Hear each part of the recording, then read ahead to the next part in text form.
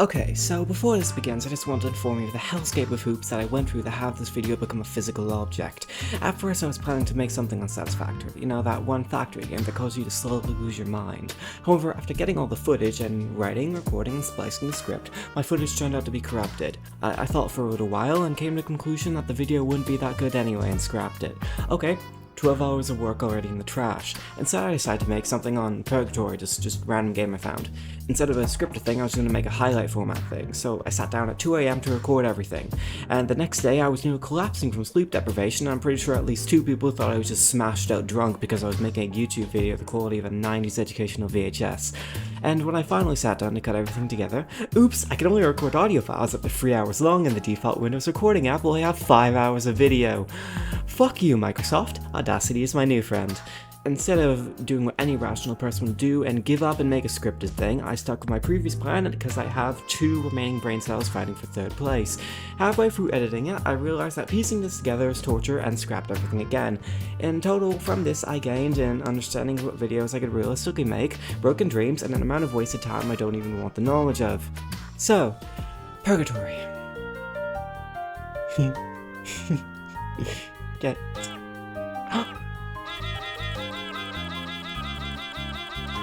The game has the simple premise that you're dead. Turns out you're not quite good enough for heaven, but not bad enough for hell. So as a statistical anomaly, they check you in with the rest of the statistical anomalies in Purrgatory. Except this isn't just Purrgatory, it's Purrgatory. 2 R's. The whole place is coded in 5 words of cat puns. Click on anything, pun jump scare. Lucifer, may I please request a hell package? Anything is better than this. Wait, your name isn't Lucifer. It's Lucifer. Oh God, help me. Except God won't help me because they're probably a cat as well. Meow damn it. Purrgatory was developed by nyaver as a submission to Game Jam, and it won. It also apparently was featured in the Museum of Pop Culture in Seattle, which is just... what? It's impressive that this game was able to be developed in such a short period and does in fact deserve to be in a fucking museum. You're not the only sin in this fine establishment though, there are 7 other people who committed great atrocities as well.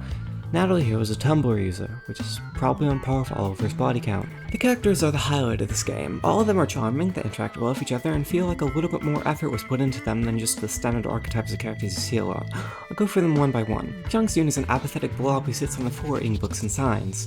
This is just me on an average Tuesday. Numa is a snail who's usually anxious, but she can get really unjustifiably angry when you do something she doesn't like, such as stepping on a flower, or breaking into her house and reading a journal of her personal secrets. Completely unfounded. She also likes Kyung-soon.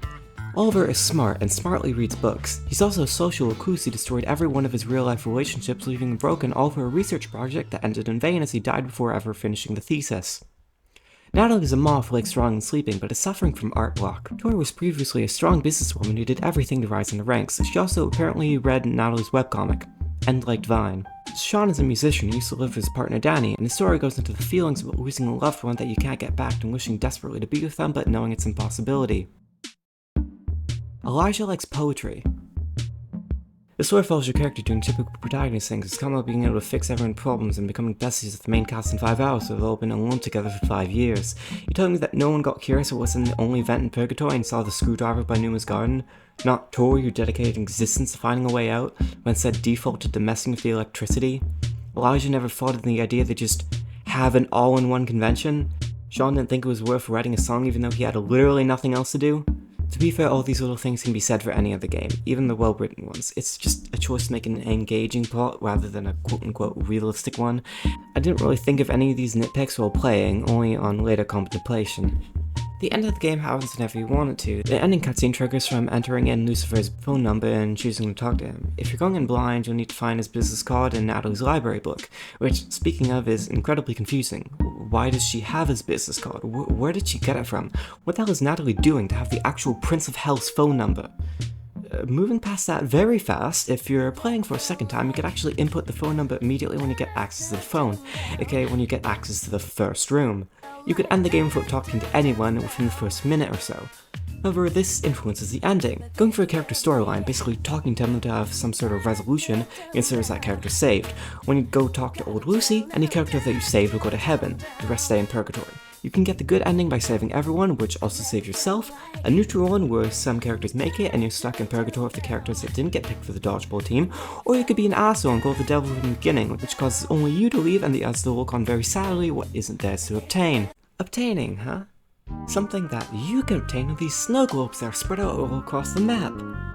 Look, I can't be bothered writing an actual transition. Would you expect me to put actual effort into these? The snow globes are the collectibles of the game. With this, I can now think of 2 games that feature snow globes as the major OCD collector's trap. Finding all the snow globes isn't ridiculously difficult, as a lot can be found by just going through the story and exploring around the map. The reward for collecting every slush orb is Chungsoon and a stripper pole. This is the reward for our reward in my opinion. And it's also fucking funny. Now onto the art of this game. I love it. The game looks really good. It has the learning art MS Paint's scribbly vibe in the background, which actually fits really well with the mood and tone of the game. The character art is drawn in this simple and adorable style, which seems to just work. Everything fits together well, and you can tell the artist knows what they're doing. And the accompanying soundtrack is absolutely amazing. I actually used some of the soundtrack in this video, and probably will use it in future videos as well. It sounds pleasant while keeping the feeling that this is Purgatory. There's a chill and friendly upper-tone to it where you're talking to all these quite literal, colourful characters, and I could recognize all the songs in the OST and where they come from. They don't get boring or annoying during the 4 or 5 hour playtime. And then of course there's Fly Me to the Meow, which during my playthrough of the game literally left me speechless for several seconds.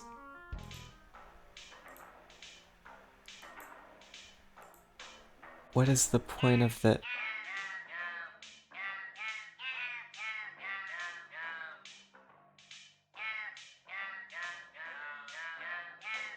Stage design was, according to the developer of the game, not planned out in advance. This causes a lot of confusion in some parts where you have to click backwards to go forwards because the hall is considered entering from 2 directions, or this one square I didn't know existed in the park for a while because it's relatively hidden and I'm stupid.